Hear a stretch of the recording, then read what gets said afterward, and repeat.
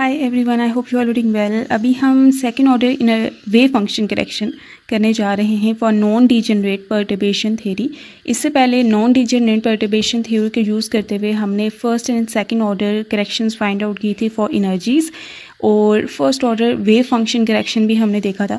तो जिनको हम डिनोट करते हैं, let's say first order correction से ये हम मुराद लेते हैं, और उसकी एक्सप्रेशन हमने फाइंड आउट की थी कि वो इस तरह के इक्वल होती है, जिसको हम ऐसे एक्सपेंड कर सकते हैं, और जिसमें H prime is the perturbation.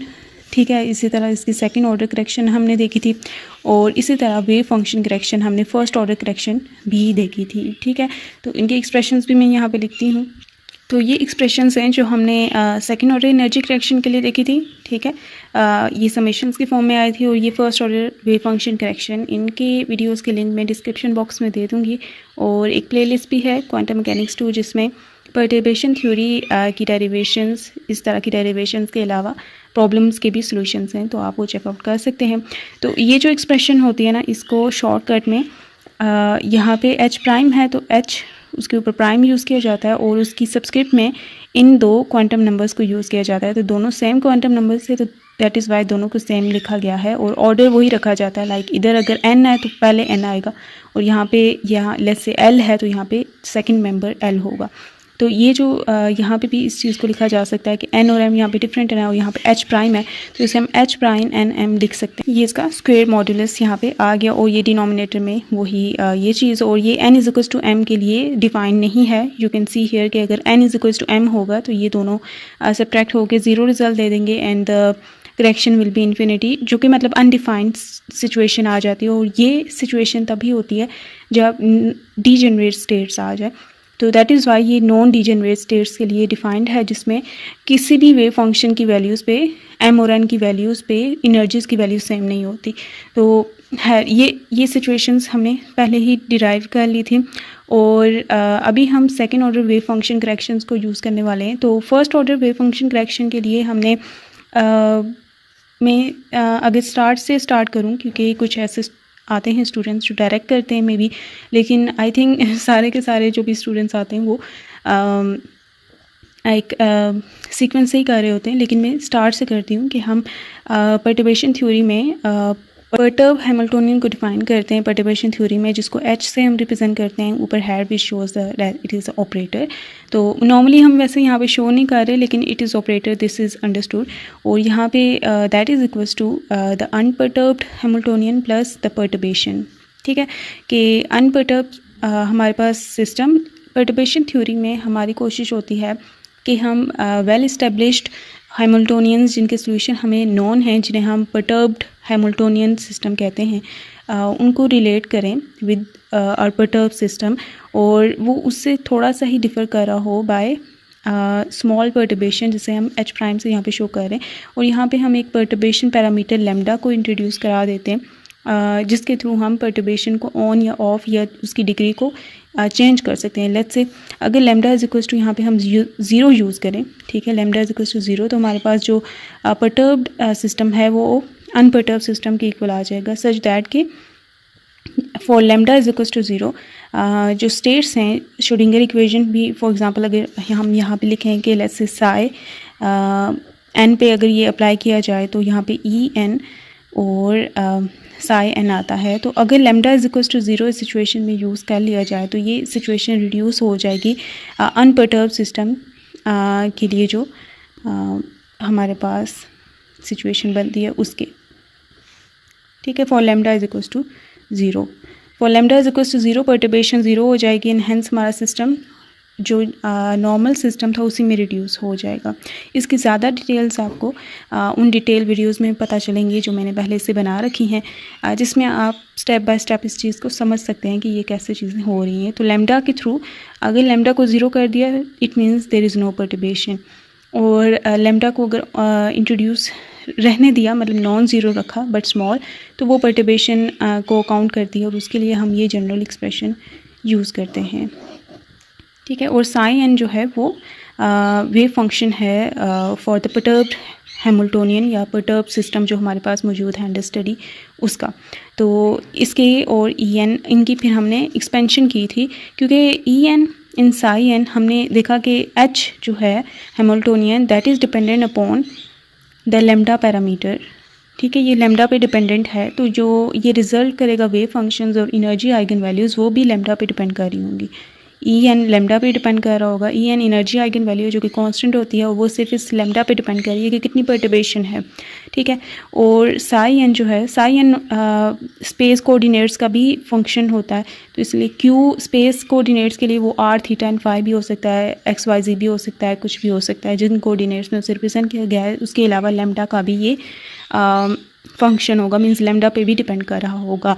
तो ये दोनों लेमडा पे डिपेंड कर रही हैं, तो इनकी हम एक्सपेंशन कर सकते हैं, Taylor series expansion into powers of lambda such that के ई एन जो है which is the energy eigen value for the perturb system जिसकी हमें चाहिए वैल्यूज़, वो इक्वल हो जाएगी E N of 0 plus lambda E N of 1 plus lambda square E N of 2 plus lambda cube E N of 3 plus up to so on. और lambdas की value in detail हमने देखा था कि पहले हमने इसकी टेलर सीरीज एक्सपेंशन की थी, उसमें एक खास क्वांटिटी को हमने ई एन ऑफ 1 का नाम दे दिया, ई एन ऑफ 2 का नाम दे दिया, ई एन ऑफ 3 का नाम दे दिया। सिंस ये उस डिटेल पे फोकस वीडियो नहीं है, तो दैट इज़ वाई हम यहाँ फोकस कर रहे हैं second order wave function correction पे। तो यहाँ पे ये फिर हमने इतना ही रखना। तो इसी तरह वेव फंक्शन की करेक्शन जो एक्सपेंशन है वो भी हम इसी तरह से कर सकते हैं, ठीक है, सिमिलर वे में, ठीक है। ये जो वैल्यूज़ हैं और ये जो उनके सुपरस्क्रिप्ट में हमने ये चीज़ें लिखी हैं, ये इसका ऑर्डर शो करती हैं, ठीक है। This is the 0th order solution, और ये मिलती है जब हमारे पास लेमडा पावर 0 हमारे पास आ रही हो। और इसकी टेलर सीरीज़ अगर एक्सपेंशन हम देखते हैं ना, तो ये ऐसी थी कि टेलर सीरीज़ एक्सपेंशन इसकी बनती है कि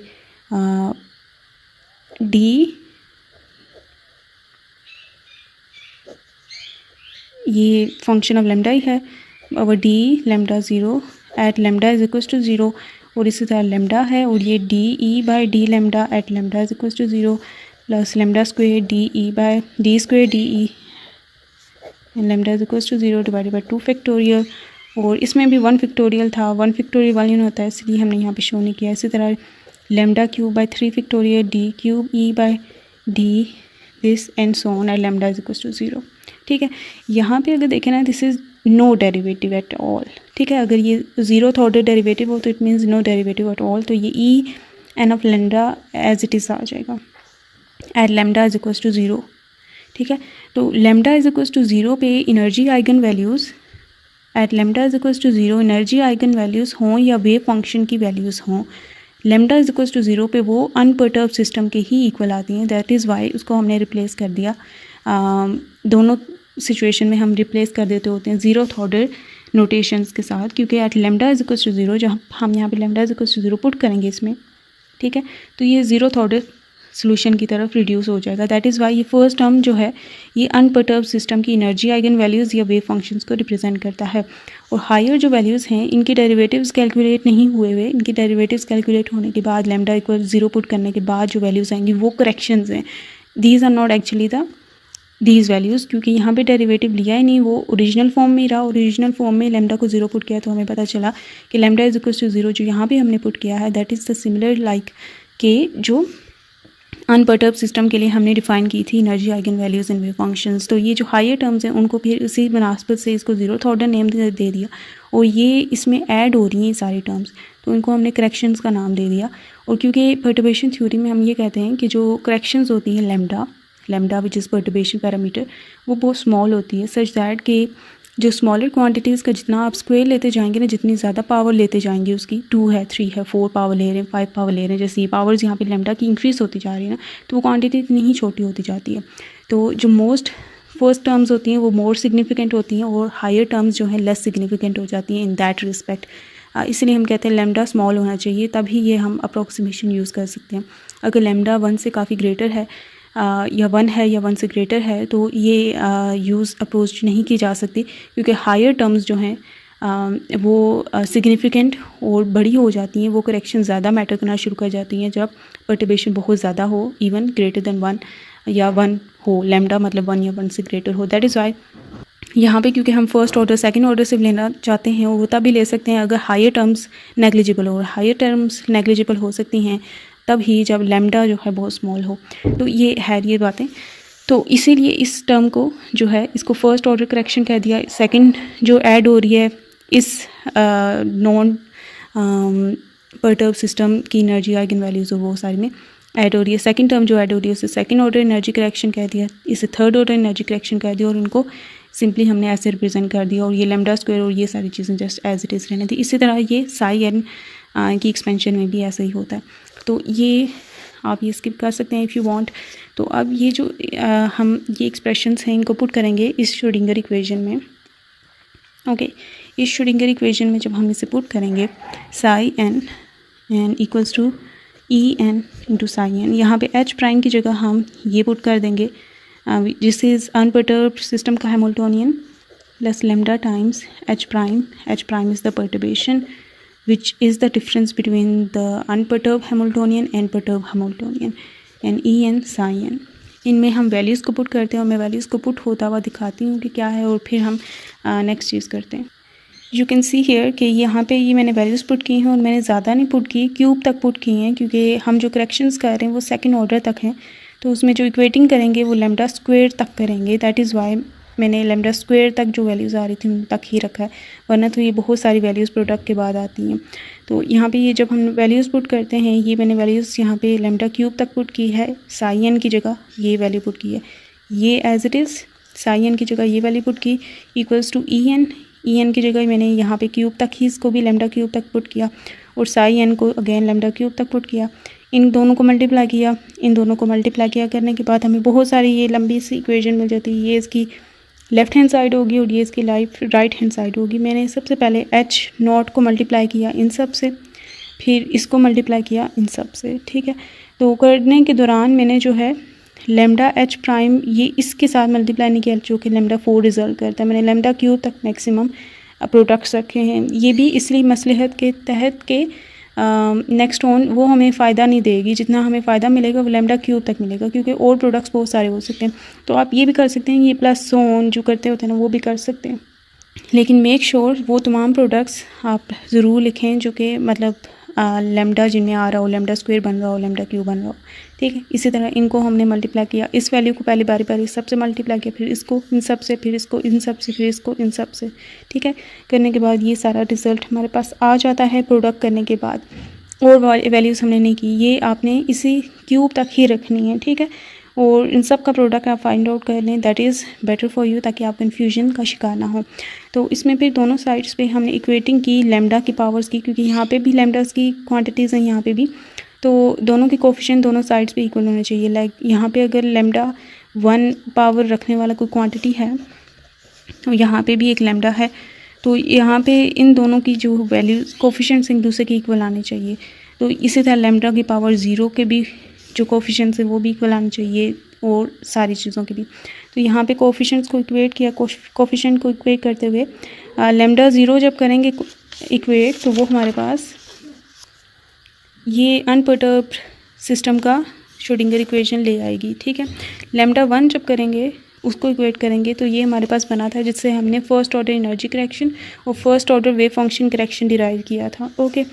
और जब हमने लैम्डा स्क्वायर की पावर्स को इक्वेट किया तो हमारे पास ये एक्सप्रेशन बना, ठीक है, जिससे हमने second order energy correction find out किया था और इसी एक्सप्रेशन से हम second order wave function correction को फाइंड आउट करेंगे। तो मैं इस चीज़ से प्रोसीड करने जा रही हूँ यहाँ से, ओके। यहाँ से हम प्रोसीड करने जा रहे हैं। जब हमने लैम्डा स्क्वायर की पावर्स को इक्वेट किया था तो हमारे पास जो एक्सप्रेशन बनी थी मैं यहाँ पे अब वो लिखने जा रही हूँ। तो लैम्डा स्क्वायर को दोनों साइड पे जब इक्वेट किया तो हमारे पास ये एक्सप्रेशन बनी है। तो अगर आप इसे अब इसमें हमें जो वैल्यू फाइंड आउट करनी है वो साई एन ऑफ 2 की वैल्यू हमें फाइंड आउट करनी है, मतलब एक्सप्रेशन फाइंड आउट करनी है हमने उसकी।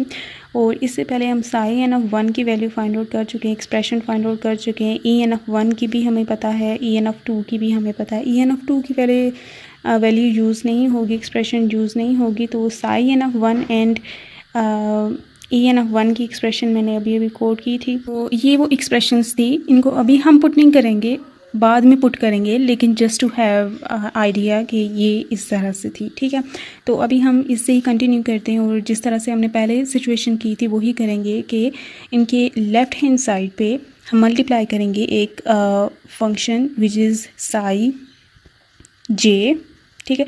एम क्योंकि नोटेशन हम पहले ही साई एन ऑफ 1 की एक्सपेंशन में यूज़ कर चुके हैं, तो यहाँ पे जो हम मल्टीप्लिकेशन करेंगे ना वो डिफरेंट नोटेशन की होगी, ठीक है। एम को दोबारा यूज़ नहीं कर सकते, नोटेशंस आपने सेपरेट रखनी है, उनको डिफ्रेंशिएट रखना है। साई एन ऑफ 1 की एक्सपेंशन एम और एन की फॉर्म में हुई हुई है, एम की फॉर्म में, एन तो सब में जनरल है।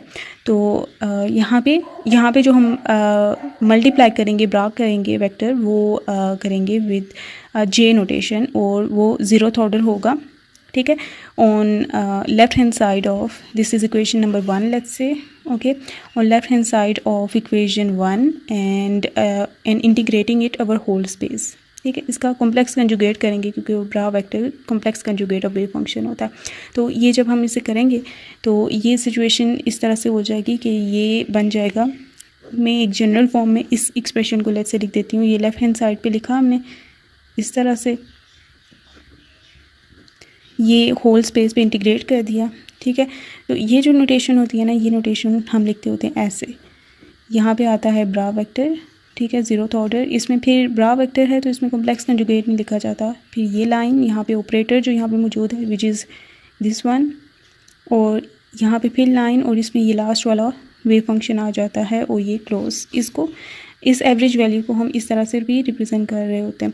और अगर यहाँ पे कोई ऑपरेटर नहीं आ रहा ना तो ये सेपरेट, ये सेंटर वाली चीज़ ख़त्म हो जाती है। लेट्स से अगर नहीं आ रहा, तो जैसे इसमें नहीं आ रहा, एनर्जी एक कांस्टेंट वैल्यू है तो वो बाहर आ जाती होती है ना इंटीग्रल के। तो लेट्स से अगर मैं इसका एक्सप्रेशन लिखूँ तो वो कैसे होगा, से अगर ये इंटीग्रल इस तरह का आ जाता है, ठीक है, E N of 0 psi N of 2 ये आ जाता है, तो ये ई एन ऑफ 0 क्योंकि कांस्टेंट है बाहर आ जाएगा और यहाँ पे हम लिखेंगे ब्रा वेक्टर और यहाँ पे कैट वेक्टर। इस ब्रा वेक्टर में ये फर्स्ट वाला जिसका कॉम्प्लेक्स कंजुगेट होगा, कॉम्प्लेक्स कंजुगेट को हमेशा ब्रा वेक्टर में लिखा जाता है। फिर कॉम्प्लेक्स कंजुगेट लिखने की ये मतलब स्टार डालने की ज़रूरत नहीं पड़ती, और जो नॉर्मल वेव फंक्शन है उसे कैट वेक्टर में लिखते हैं। तो इस सारे की लेफ़्ट हैंड साइड पे साई जे ऑफ 0th ऑर्डर का कॉम्प्लेक्स कंजुगेट मल्टीप्लाई करते हैं और उसको इंटीग्रेट करते हैं ओवर होल स्पेस। इसको ये भी कर सकते हैं कि अगर हम इसे पहले कैट वेक्टर की फॉर्म में लिखें ना, तो यहाँ पे हम अगर हम पहले से इसे ऐसे कैट वेक्टर की फॉर्म में वेव फंक्शंस को लिख लें, तो इस केस में कुछ स्टूडेंट्स होते हैं जो डिफरेंट नोटेशंस को यूज़ कर रहे होते हैं, तो मैं वो उनका आइडिया के लिए, तो फिर यहाँ पे आप सिंपल कैट वेक्टर, यहाँ पे आप सिंपल ब्रा वेक्टर को मल्टीप्लाई कर सकते हैं on the left hand side, ठीक है, जो कि ये 0th ऑर्डर और जेथ स्टेट भी होगी। अब मैं यहाँ पे सिंपली इनको कैट ब्रा नोटेशन में लिखने जा रही हूँ सच दैट कि इन सब के लेफ़्ट हैंड साइड पे हम ब्रा वेक्टर यूज़ करेंगे, that will B Sai J of 0th order, ठीक है। तो यहाँ पे ये मैं करने जा रही हूँ, तो यहाँ है, ओके, यहाँ सबसे पहले ये bra vector which is psi J of 0th order, फिर ये लाइन यहाँ पे है एच हैमिल्टोनियन जो कि ऑपरेटर है, दैट इज़ वाई ये वाली notation, and psi N of 2 at the end, okay, and plus now this one, इसके केस में भी यही होगा, psi J of 0th order H prime psi N of 1, okay, and that is equals to, यहाँ पे E N of 0 is constant quantity, इसको बाहर रखेंगे, और यहाँ पे bra vector which is psi J of 0th order ही and psi N of 2। अब कुछ बुक्स में नोटेशन जे के एल इस तरह से यूज़ हो रही होती हैं, तो नोटेशन से आपने कंफ्यूज नहीं होना, आप अपनी मर्ज़ी के नोटेशन इनमें यूज़ कर सकते हैं। तो मैंने प्रीवियस वीडियोस में जो नोटेशंस यूज़ की थी उन्हीं को मैं कंटिन्यू कर रही हूँ, दैट इज़ वाई मैं इस तरह से कर रही हूँ, वरना नोटेशंस आप अपने मर्ज़ी से भी कर सकती हो। ये हर तरह की नोटेशंस के लिए करेक्ट होंगी, बस आपने कंफ्यूज नहीं होना उसमें। तो plus E N of 1 energy again which is a constant quantity, और इसमें आ जाएगा अगेन यहाँ पे साई जे ऑफ 0th, ठीक है, एंड इसकी ब्रा में हमने से साई जे ऑफ 0 लिखा है, कैट में उसका आता है साई एन ऑफ 1, ठीक है, ये वहाँ पे जगह नहीं थी, दैट इज़ आई मैं यहाँ पे लिख रही हूँ, ओके, इसी का ये पार्ट है, प्लस ई एन ऑफ 2 है इधर, okay, and psi J of 0 psi N of 0, okay, ये हमने इन सब को लिख दिया है कैट ब्रा नोटेशन की फॉर्म में, जिसमें सबके ब्रा में जो है ब्रा सेक्शन में साई जे ऑफ ज़ीरो आ रहा है, ठीक है। और ये हम सिचुएशन यहाँ तक ले आए हैं। अब हमने नेक्स्ट क्या करना है कि हम डिफ़ाइन करते हैं साई एन ऑफ़ टू को। और इससे पहले जो हमने first order wave function correction की थी उसमें हमने, अगर आपको याद हो तो, डिफ़ाइन किया था साई एन ऑफ़ वन को in terms of linear combination of orthogonal eigen states जो m is not equals to, वैसे m ही था a m psi m of zero, इस तरह से किया था, ठीक है। तो यहाँ पे m नहीं यूज़ करना क्योंकि m हम साई एन ऑफ वन में ऑलरेडी डिफ़ाइन कर चुके हैं। यहाँ पे हम यूज़ करेंगे different notation and that will B let's say k, okay. And यहाँ पे जो कांस्टेंट है लेट्स से डी के, उसका नाम दे देते हैं। ए के भी कर सकते हैं, डी के भी कर सकते हैं, नेम आपका अपना मर्ज़ी का है, जो भी आप इसका नामकरण कर दें। तो डी के एंड यहाँ पे साई, यहाँ पे अगर जो क्वांटम नंबर है ना उसी क्वांटम नंबर का यहाँ पे वेव फंक्शन होगा, ठीक है। तो यहाँ पे साई के ऑफ ज़ीरो, ठीक है। ये एक्सप्रेशन हमने first order wave function correction जब फाइंड आउट करना था तभी हमने इसी तरह से एक्सप्रेशन यूज़ किया था, उसमें नोटेशन डिफरेंट थी और इसमें हम ये नोटेशन यूज़ करेंगे और इसको हम पुट करते हैं अब यहाँ पे जहाँ पे भी साइन ऑफ टू आ रहा है, ठीक है। दिस इज़ ये एक्सप्रेशन हमने नोट डाउन भी करनी है। लास्ट में हमने इसमें डी के की वैल्यू हम फाइंड आउट करेंगे इस सारी चीज़ों के थ्रू और लास्ट में इसमें पुट कर देंगे। तो इसे इक्वेशन नंबर 2 का नेम दे देते हैं और इसको इक्वेशन नंबर 3 का नेम दे देते हैं। आप यहाँ पे पुट करते हैं साई एन ऑफ टू, जहाँ जहाँ आ रहा है एक एक्सप्रेशन में आ रहा है और एक इस एक्सप्रेशन में आ रहा है, तो यहाँ पे हम ये वैल्यू पुट कर देते हैं। बाकी सब कुछ सेम रहेगा, सिंप्लीफिकेशन बाद में होगी। इसमें साई एन ऑफ टू की वैल्यू को पुट कर रहे हैं जिसमें ये दोनों हम इस एक्सप्रेशन के बाहर लिख देते हैं क्योंकि दीज आर कॉन्स्टेंट्स, ठीक है। तो और साई के ऑफ ज़ीरो सिर्फ अंदर रहने देते हैं, ठीक है। तो बाकी ये टर्म भी एज इट इज़,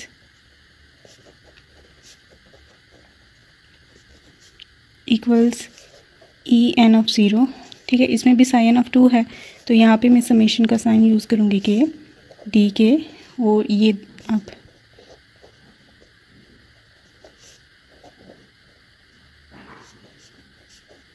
बाकी यहाँ पे नहीं आ रहा कहीं पे भी साइन ऑफ टू, सो और कहीं पे पुट करने की ज़रूरत नहीं होगी, बाकी सारी चीज़ें एज इट इज़ आ जाएंगी।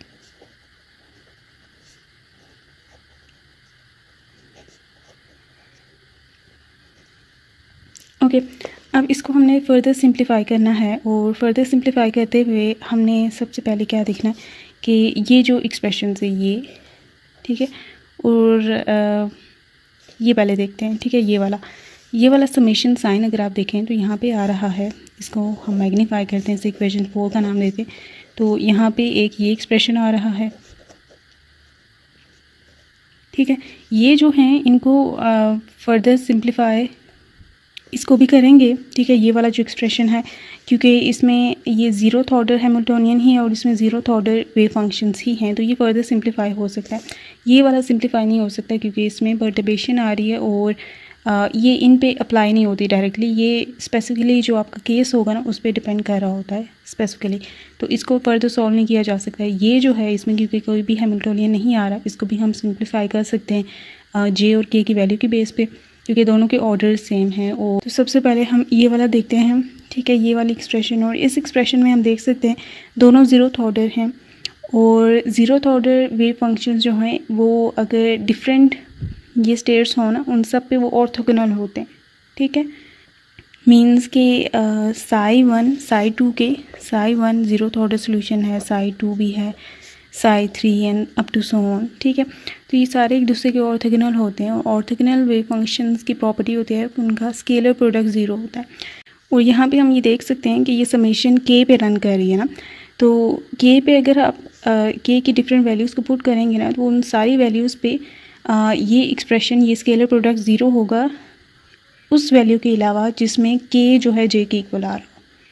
के जिसमें जे के इक्वल आएगा तो ये दोनों सिमिलर हो जाएंगे और इसमें नॉर्मलाइजेशन कंडीशन लग जाएगी। मींस के अगर के इज़ इक्वल टू जे आप इसमें पुट करें तो ये इस तरह से हो जाएगा और ये दोनों सेम फंक्शंस हैं, उनका स्केलर प्रोडक्ट वन होता है। नॉर्मलाइज्ड वेव फंक्शंस की ये प्रॉपर्टी होती है।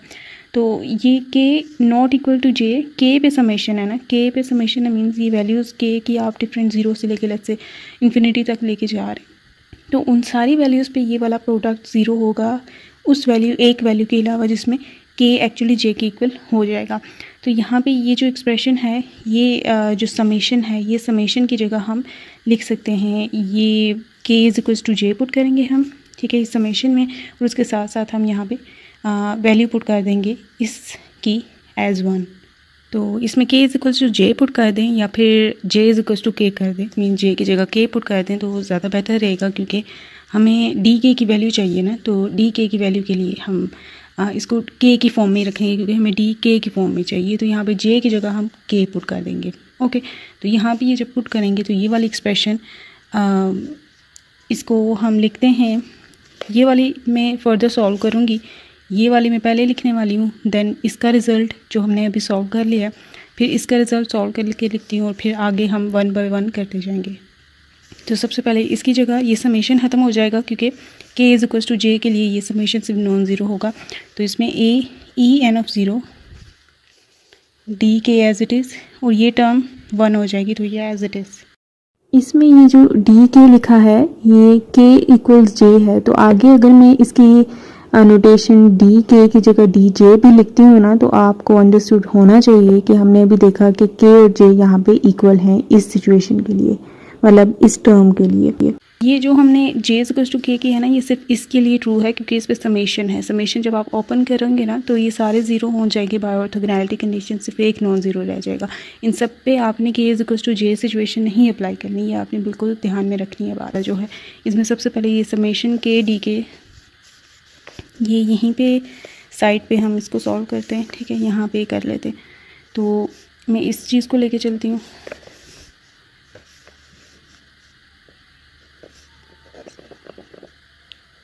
ठीक है, इसमें हम एक ही यूज़ करेंगे अब क्योंकि दोनों ज़ीरोथ ऑर्डर है ना, तो यहाँ पे मैं इसको अप्लाई कर दूँगी साई के ऑफ ज़ीरो पे और ये ब्रैकेट क्लोज। ठीक है, ये रफ वर्क में आपने करना है। तो मींस कि यहाँ पे ये बहुत रश हो जाता है ना, तो आप सबका सेपरेटली वैल्यूज़ फाइंड आउट करें, देन इस इक्वेशन 4 में पुट कर दें, ये भी बेटर रहता है। और ये psi J of zeroth order as it is रहेगा। ये जब इस पर अप्लाई होगा तो ये श्रोडिंगर इक्वेशन की फॉर्म में ही है, तो इसमें ई के आएगा, जो सबस्क्रिप्ट यहाँ पे वेव फंक्शन के है उसी सबस्क्रिप्ट का आएगा एनर्जी और उसी ऑर्डर का आएगा, और psi K of zero as it is आ गया। E K of zero is constant quantity, तो वो इस एवरेज वैल्यू से बाहर या फिर स्केलर प्रोडक्ट से बाहर आ जाएगा, और ये हमारे पास बच गया ये।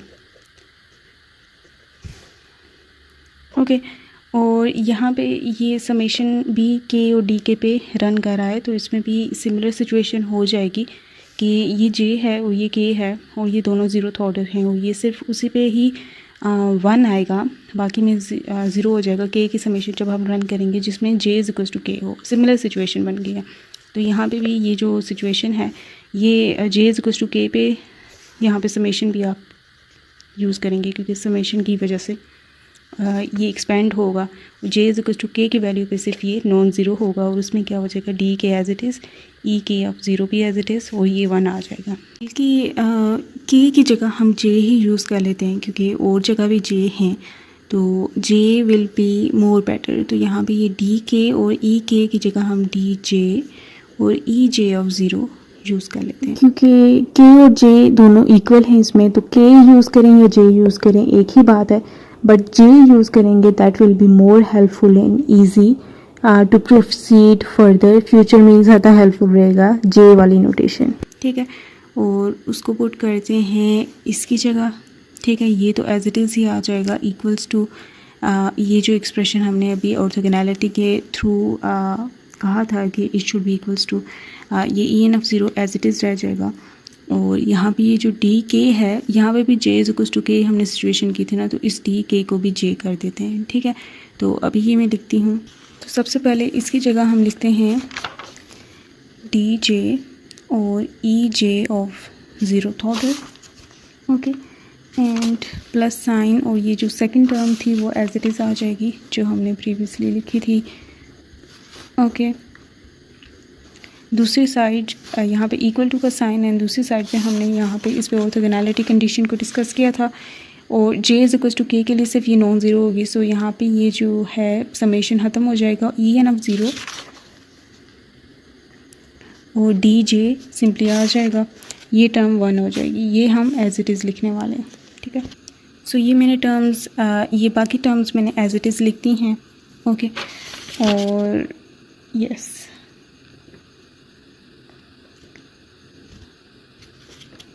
ठीक है। अब इसकी फर्दर सिंप्लीफिकेशन हमने करनी है। फर्दर सिंप्लीफिकेशन के लिए एक तो ये हमने सिंप्लीफाई कर दिया है, ये भी, तो इसमें से डी जे कॉमन ले सकते हैं हम। ये एक सिचुएशन हो सकती है, ये मतलब उस साइड पे ले जाते हैं और इसको इस साइड पे ले आए, ठीक है। तो ये मैं करती हूँ, डी जे कॉमन ले लेते हैं और ई जे ऑफ ज़ीरो हो जाएगा। ये जब मैं टर्म इधर ले जाऊँगी तो minus E N of zero, ठीक है। ये टर्म जब इधर आएगी, डी जे कॉमन लेंगे तो E J of zero minus E N of zero आ जाएगा। ये मैंने लिख दिया। दूसरी साइड में ये इधर जाके सब्ट्रैक्ट हो जाएगा। ये फर्दर सॉल्व नहीं हो सकता, इसलिए मैं इसको सिंपली यहाँ पे लिख देती हूँ। इसको तो सॉल्व नहीं करना हमने।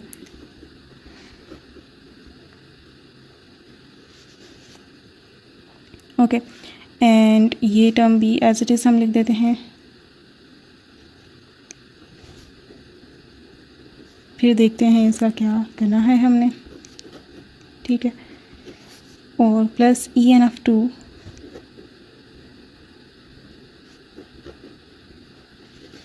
अब यहाँ पे हम इस चीज़ को ख़त्म कर सकते हैं by taking j is not equals to n, ठीक है। अगर j is equals to n हो जाएगा ना, तो ये टर्म डी जे वाली टर्म ख़त्म हो जाएगी ये, क्योंकि जे इज़ इक्वल्स टू एन के लिए ये दोनों एनर्जीज इक्वल हो जाएंगी और ये साइड बिल्कुल ज़ीरो हो जाएगी, डी जे ख़त्म हो जाएगा और डी जे ही तो हमें चाहिए। तो यहाँ पे हम कंडीशन इम्प्लॉय करेंगे कि J should not be equals to N, और ये जब सिचुएशन हम करेंगे तो यहाँ पे ऑर्थोगोनैलिटी कंडीशन लगेगी कि जे और एन इक्वल नहीं है, तो ये फिर जो स्केलर प्रोडक्ट है that should be equals to zero. For j is not equal to n ये कंडीशन लगाई, ये वाला जो ये प्रोडक्ट है ये ज़ीरो हो जाएगा और ये टर्म हमारी ख़त्म हो जाएगी और ये हमारे पास टर्म्स रह जाएंगी अगेन। एंड इसमें नेक्स्ट स्टेप में हम साई एन ऑफ वन की वैल्यू भी पुट कर देते हैं। साई एन ऑफ वन की वैल्यू है कि m is not equals to n, okay. And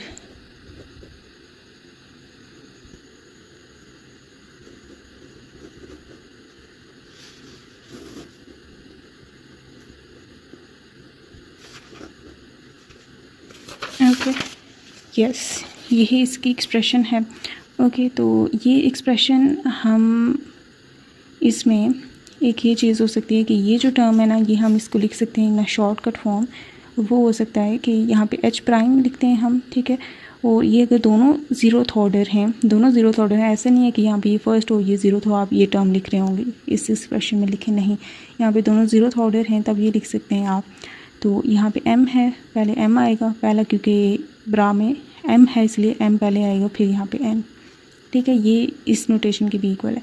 तो जिससे ओपन करें तो h प्राइम दरमियान में आता है, m वाला वेव फंक्शन पहले आता है ज़ीरोथ ऑर्डर और n वाला बाद में आता है। तो ये इस तरह से भी शॉर्ट फॉर्म में लिख सकते हैं, क्योंकि ये एक्सप्रेशन काफ़ी लंबी बन जाती हैं, ठीक है। तो ये साई एन ऑफ n 1 की वैल्यू है, और अगर यहाँ ये वैल्यू हम साई एन ऑफ 1 की वैल्यू पुट कर देंगे यहाँ पे और यहाँ पे, ठीक है। ये साइड एज इट इज़ रहेगी, तो यहाँ पे पुटिंग करते हैं और ये बन जाएगा E J of zero minus E N of zero equals to ये जो है इसमें भी पुट करते हैं वैल्यू, इसी में ही पुट करनी थी, इसमें भी क्या। तो साई एन ऑफ 1 की जगह हम ये पुट करेंगे, सबसे पहले ये समेशन आएगा, ठीक है। और ये term H prime n n E N of zero minus E M of zero, और ये साई एम ऑफ ज़ीरो, और ये हो जाएगा कैट क्लोज, ठीक है। फिर प्लस का साइन है and E N of 1, E N of 1 की वैल्यू होती है, हमने first order wave function correction निकाली थी, दैट वाज दिस, जिसको लिख सकते हैं हम एज एच प्राइम ही, दोनों क्वांटम नंबर सेम है तो एन एन 2 दफ़ा आ जाएगा, ठीक है, क्योंकि दोनों में एन एन है। तो यहाँ पे ये ई एन ऑफ 1 जहाँ पे है ना, इसकी जगह मैं लिखने वाली हूँ एच एन एन और यहाँ पे उसके ऊपर प्राइम। तो अब ये चीज़ एज इट इज़ आई जाएगी, इसकी जगह साई एन ऑफ 1 की वैल्यू पुट कर देंगे, psi J of zero psi N of 1, psi N of 1 की वैल्यू है ये, इसमें पुट करते हैं अगेन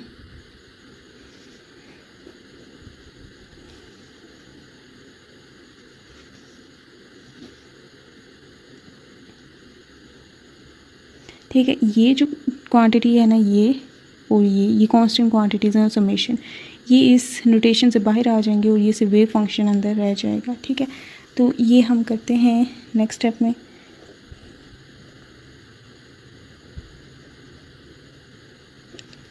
ये यहाँ पे जे आ रहा है ना, डी जे, तो वो बाद में जहाँ जहाँ जे आ रहा होगा वहाँ के को सिंपली रिप्लेस कर देंगे तो हमें डी के की वैल्यू मिल जाएगी, क्योंकि हमें डी के ही चाहिए था ना। तो ये कोई मसला नहीं है, जे की फॉर्म में ही आपने लेके चलना है, क्योंकि यही आपके लिए आसानी रहेगी, क्योंकि बाद में नोटेशंस भी काफ़ी मिक्स हो जाती हैं। जे की फॉर्म में वो काफ़ी बेटर रहता है।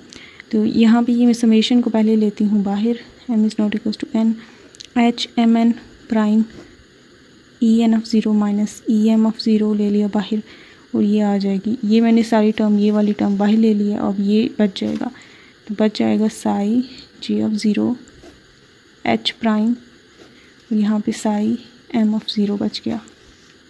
ठीक है, ये मैंने नोटेशन लिखी है। अब इसमें से ये वाला कॉमन ले लेंगे, ये वाली चीज़ भी कॉमन आ जाएगी, ये भी अंदर ये स्केलर प्रोडक्ट रह जाएगा। तो ये यहाँ पे अगर लिख लें M is not equals to N, summation आएगा एच एम एन प्राइम और E N of zero minus E M of zero, बच गया स्केलर प्रोडक्ट, इसमें आ जाएगा psi J of zero psi M of zero. इसमें यहाँ पे ये ऑपरेटर था पहले से ही मौजूद, तो इसलिए यहाँ पे ये ऐसा एवरेज वैल्यू आई है, लेकिन इसमें कोई ऑपरेटर मौजूद नहीं है। ये जो चीज़ होती है कांस्टेंट क्वांटिटी है, और ये भी, और ये बाहर आ गए। तो यहाँ पे ये सिंपल स्केलर प्रोडक्ट है, दोनों ज़ीरोथ ऑर्डर हैं, और ये समेशन रन कर रहा है एम पे। तो एम पे जब समेशन रन करेगा, यहाँ पे ऑर्थोगोनैलिटी कंडीशन इस समेशन पे लगेगी, इस पे नहीं लगेगी, क्योंकि ये एवरेज वैल्यू है, स्केलर प्रोडक्ट नहीं है सिंपल। ये स्केलर प्रोडक्ट है, इस पर ऑर्थोगोनैलिटी कंडीशन लगेगी। इसमें m इज़ इक्वल्स टू जे के अलावा तमाम वैल्यूज़, ये जब समेशन रन करेगी m पे, तो तमाम वैल्यूज़ पे ये जो स्केलर प्रोडक्ट है ज़ीरो होगा, एक उस वैल्यू के अलावा जिसमें m j के इक्वल होगा। ठीक है, तो यहाँ पे हम m is equals to j put करते हैं, और उसी ये इस एनर्जी वैल्यू पे पुट करना पड़ेगा। ये ऊपर रहने देते हैं, नीचे पुट करते हैं। तो यहाँ पे हम m की जगह यहाँ सारी जगह पे j रिप्लेस कर देते हैं इस पे। ठीक है, इस पे नहीं करना हमने, इस पे नहीं करना, इसमें समेशन m पे चलेगी और ये चलती रहेगी। यहाँ पे हम j पुट कर देंगे जहाँ जहाँ m आ रहा है। ठीक है, इस टर्म पे, और बाकी सारा ये वाली दोनों टर्म्स एज इट इज़ रहेंगी। तो ये मैं यहाँ लिखने वाली हूँ। ओके,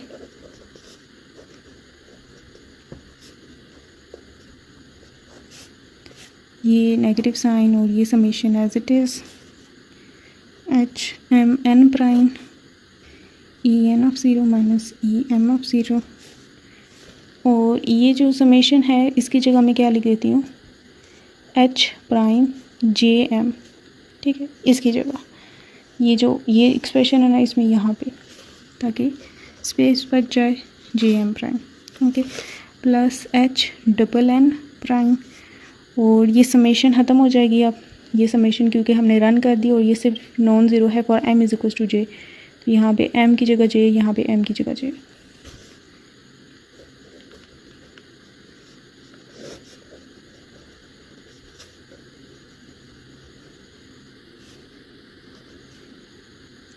ये जो है ये क्वांटिटी 1 हो जाएगी, m इज़ इक्वल टू जे यहाँ पे पुट करेंगे, दोनों सेम है, तो ऑर्थोगोनैलिटी कंडीशन 1 आ जाएगा, नॉर्मलाइजेशन कंडीशन, और तो ये 1 ही, तो ये तो 1 ही आ जाएगा। ठीक है, तो यहाँ पे ये यहाँ पे E N of zero minus E J of zero, यहाँ पे E J of zero negative का फ़र्क है। तो एक काम करते हैं, यहाँ से नेगेटिव कॉमन ले लेते हैं यहाँ इस साइड से, तो ये नेगेटिव हो जाएगा, यहाँ पे साइन चेंज हो जाएंगे, सच दैट ये दोनों सेम ही हो जाएंगे, स्क्वायर बन जाएगा ना, इसलिए। तो ये minus d j as it is रहने देते हैं, और ये उधर दोनों तरफ डिवाइड कर देते, दोनों क्वांटिटीज़ के साथ डिवाइड कर देते, तो ये आ जाएगा इस तरह से।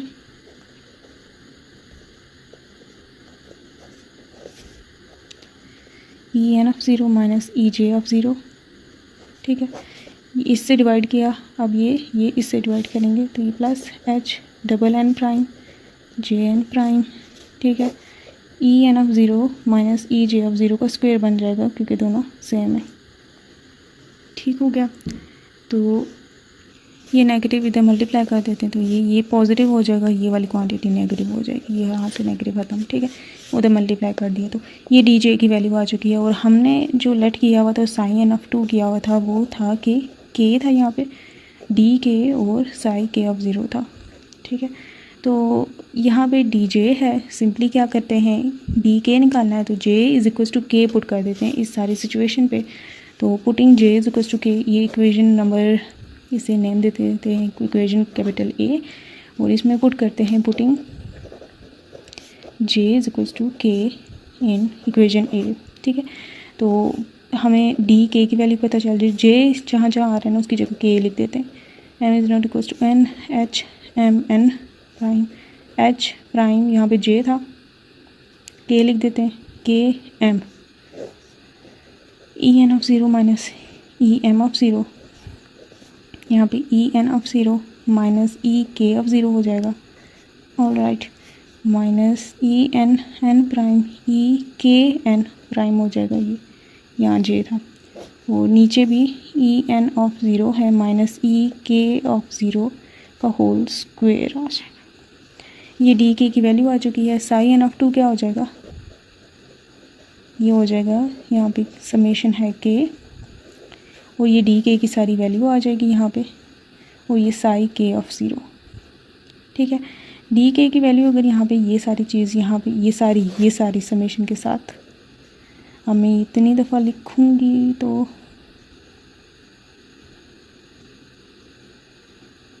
ये 2 टर्म्स हैं इसकी, ठीक है। ये डिनोमिनेटर में ये दोनों टर्म्स आएंगी minus H n N prime H k N prime.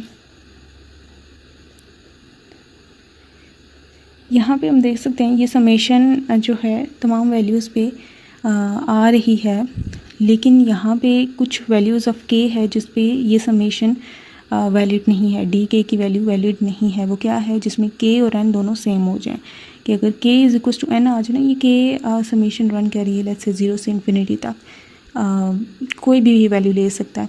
तो ये अगर k is equal to n value इसने ले ली तो ये तो प्रॉब्लम क्रिएट कर देगा, क्योंकि ये अगर यहाँ पे k is equal to n put करें, यहाँ पे ये E N of 0 minus k is equal to n put करूँ, यहाँ पे के की जगह एन आ जाएगा, दोनों 0 हो जाएंगे, सेम है तो 0 आ जाएगा, डिनोमिनेटर 0 मीन्स इन्फिनिटी, तो ये अनडिफाइंड हो जाएगा फॉर के इज़ इक्वल टू एन। इसलिए यहाँ पे समेशन को स्पेसिफाई कर देंगे कि k is not equal to n, मतलब के यहाँ पे एन के इक्वल नहीं है, उसके अलावा कुछ भी हो सकता है। तो ये डी के की हमें वैल्यू मिल चुकी है, जो कि हमने सिंपली अगर हम दोबारा से स्टेप्स को फॉलो करें तो हमने लैम्डा स्क्वायर की इक्वेशन को इक्वेट किया, और इक्वेट करने के बाद हमारे पास ये एक एक्सप्रेशन बनी थी जिसको हमने फर्दर सॉल्व किया, और उसमें 2-3 टर्म्स में ऑर्थोगोनैलिटी कंडीशन लगी, जिसमें हमने सिंपली जो भी टर्म्स आ रही थी उनमें हमने सबको जे की फॉर्म में कन्वर्ट कर दिया। मतलब अगर m इज़ इक्वल टू जे आ रहा था ना, तो वहाँ पे m की जगह हमने j लिख दिया, ये नहीं किया कि j जहाँ आ रहा था वहाँ पे m, सबको j में हम कन्वर्ट कर देंगे। जैसे ये डी के और ई जे पहले मैंने लिख दिया था ना, तो उसको मैंने फिर के से जे में ही रखा, मतलब के इज़ इक्वल टू जे वाली भी एक ऑर्थोगोनैलिटी कंडीशन लगी थी ना, तो उसमें हमने सबको जे में किया, सबको जे में करते करते 2 ऑर्थोगोनैलिटी कंडीशन लगी, और फिर उसके बाद J is not equal to N वाली लगी, जिससे ये सेकेंड ऑर्डर एनर्जी करेक्शन ख़त्म हुआ। और फिर हमने ये first order energy correction put किया, पुट करने के बाद फिर ऑर्थोगोनैलिटी कंडीशंस लगी, और करते करते हमें डी जे की वैल्यू पता चली, जिसमें हमने सिंपली जे की जगह के को रिप्लेस कर दिया, तो हमें डी के की वैल्यू पता चल गई, और सारी इक्वेशन हमें मिल चुकी है के एम और एन क्वांटम नंबर में, 3 क्वांटम नंबर्स में जो हमें चाहिए थी। तो ये फाइनल एक्सप्रेशन हमें second order wave function correction की मिल चुकी है। This is the final expression, और इसको हम फर्दर ऑन लिख सकते हैं कि जो टोटल वेव फंक्शन है परटर्ब्ड सिस्टम का, that is equals to its 0th order solution plus first order solution plus second order solution. ठीक है, अब जो फर्स्ट ऑर्डर सोल्यूशन है यहाँ पे तो हमने m और n की फॉर्म में लिखा हुआ है ना, तो दिस इज़ जनरल। ठीक है, इसे हम जहाँ m है वहाँ पे k को भी रिप्लेस कर सकते हैं, क्योंकि ये सारी जनरल नोटेशन है, तो इसको हम रिप्लेस कर सकते हैं एक जनरल रिजल्ट लिखने के लिए, क्योंकि यहाँ पे भी समेशन k और n की फॉर्म में आ रहा है और साई k ऑफ 0 है, तो यहाँ पे भी अगर m को k की जगह रिप्लेस कर दिया तो ये दोनों सिमिलर सिचुएशंस बन जाएगी ना। मतलब बेशक ये दोनों इंडिपेंडेंटली ही ऐड कर रही हैं, एक दूसरे पे डिपेंड नहीं कर रही। तो यहाँ पे ये हम ये कर देते हैं कि इसको कुछ सिमिलर वे लाने के लिए हम ये साई एन ऑफ ज़ीरो करते हैं प्लस ये जो साई एन ऑफ 1 की यहाँ पे वैल्यू है यहाँ पे पुट करते हैं, लेकिन m की जगह k लिख देते हैं। यहाँ पे भी k आ जाएगा, यहाँ पे भी k आ जाएगा, ठीक है। यहाँ पे ये अगर मैं लिखूँ तो ये summation k is not equals to n common आ जाएगा, ठीक है। ये कॉमन आ गया, ये वाली मैं टर्म लिखती हूँ h k n प्राइम हो जाएगा और डिनोमिनेटर में E N of zero minus E K of zero हो जाएगा, ठीक है। और आगे ये कॉमन रखे रखना साई के ऑफ ज़ीरो और साई के ऑफ ज़ीरो इधर भी है ना, तो ये वाली टर्म मैं लिखती हूँ, एक दफ़ा हम कॉमन ले रहे हैं ना, तो ये समेशन इसमें आएगा m is not equals to n h m n prime h k m prime, और यहाँ पे ये जो दो थे ये आएंगे और फिर ये वाला आएगा, ये वाली एक्सप्रेशन।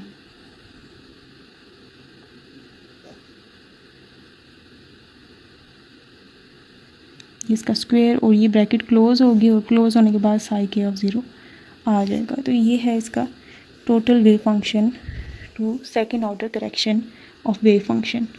तो ये पर्टर्बेशन थ्योरी का हमने देख लिया। This is the final result of wave function correction, second order wave function correction. यहाँ पे हम ये जूम करके देख सकते हैं k is not equals to n, ये m is not equals to n है, m n k m prime prime, और ये एनर्जीज़ में आप देख सकते हैं यहाँ पे ये n है, ये m है, ये n है, ये k है, सारे ज़ीरोथ ऑर्डर हैं, ठीक है। और यहाँ पे ये भी ज़ीरोथ ऑर्डर हैं, ये n दोनों n है, यहाँ k n है और नीचे वाली इसमें स्क्वायर है, ये साई के ऑफ ज़ीरो, और ये है हमारी फाइनल एक्सप्रेशन और ये है टोटल एक्सप्रेशन, ठीक है, अगर लिखने की ज़रूरत पड़ी तो। और अगर आपको कोई क्वेश्चन है आप कमेंट सेक्शन में पूछ सकते हैं, और आई होप आप सबको समझ आया होगा। मैंने अपनी तरफ से कम्प्लीटली डिटेल्ड बनाने की कोशिश की है, आई होप इट हेल्प्ड। और अगर आपको ये मेरा वे पसंद है टीचिंग का तो आप ज़रूर लाइक कीजिए, सब्सक्राइब कीजिए और शेयर कीजिए, ये मुझे हेल्प करेगा। Thank you.